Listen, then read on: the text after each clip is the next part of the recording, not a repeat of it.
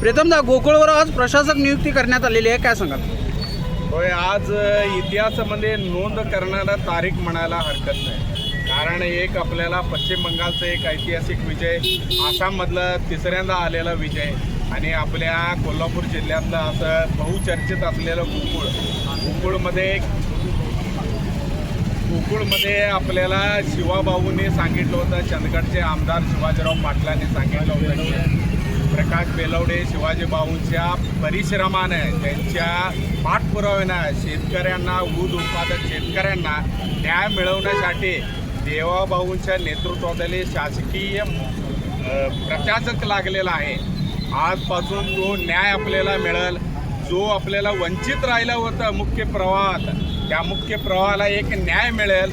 ह्या माध्यमातून तुम्हाला आपल्या सत्यवार्ता ह्या माध्यमातून तुम्हाला सांगण्यात येते. ते आपल्या शासकीय अधिकारी, सहकारी आयुक्त आहेत. आता ते काही नावं आता आपल्याकडे आलेले आहेत.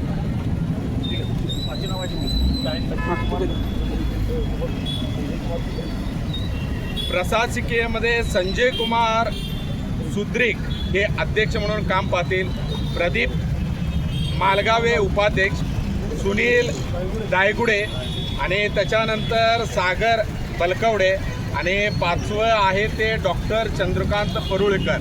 अशी 5 जणांची नियुक्ती झालेली आहे. या 5 जणांच्या कार्यामुळं आपल्याला कोल्हापूर जिल्ह्यातलं सर्व दूध उत्पादक शेतकऱ्यांना, सभासदांना आणि संस्थांना न्याय मिळेल एवढं 100% खात्री आम्हा सगळ्यांना आहे. गोकुळच्या इतिहासात हे प्रशासक मंडळ पहिल्यांदाच नियुक्त झालं आहे. त्या प्रशासक मंडळाचा कारभार कसा असेल?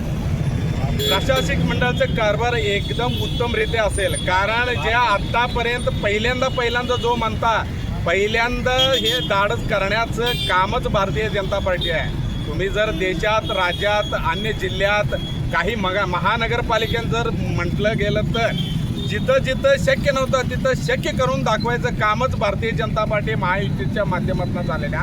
तिथं पण स्वच्छ व पारदर्शक कारभार ह्या प्रशासकांनी करून दाखवतो. धन्यवाद.